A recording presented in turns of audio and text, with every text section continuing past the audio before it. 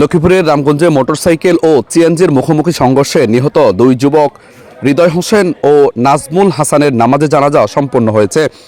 শনিবার সকাল ৯টায় বিঘা আহমদিয়া ফাজিল ডিগ্রি মাদ্রাসা মাঠে তাদের নামাজে জানাজা অনুষ্ঠিত হয়।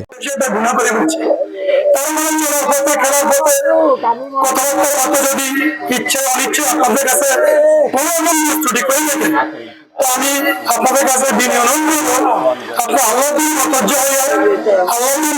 তাদেরকে ক্ষমা করে দিবেন।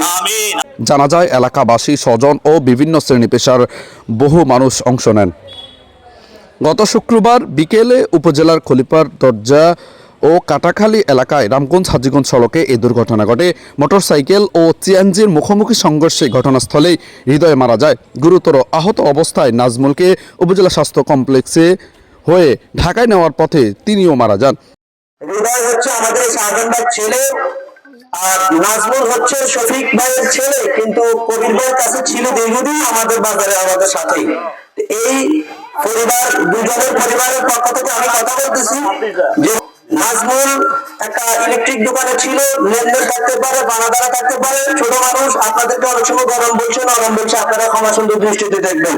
নিহত হৃদয় উপজেলার নোয়াগাঁও ইউনিয়নের পশ্চিম উদনপাড়া গ্রামের আঠিয়াবাড়ির মোহাম্মদ শাহজাহানের ছেলে এবং নাজমুল একই এলাকার মোহাম্মদ শফিকুল ইসলামের ছেলে।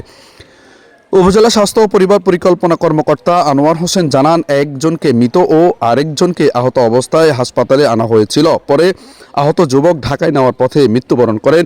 রামগঞ্জ থানার উপপরিদর্শক SI আনোয়ার হোসেন বলেন, দুই মরদেহ উদ্ধার করে পরিবারের কাছে হস্তান্তর করা হয়েছে।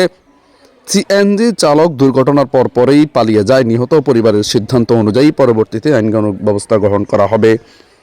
যে কোনো সময় চলে যেতে হবে, কি বলেন, ঠিক না?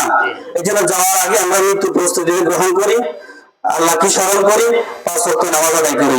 আমরা কখনো নামাজ ছাড়বো না ইনশাআল্লাহ। অনেকে মনে করেন যে মৃত্যুর আগে বলবো, কোনো সময় পাবেন। এই দুজন থেকে আমরা শিক্ষা নিতে পারি যে কোনো সময় আমাদেরকে চলে যেতে হবে।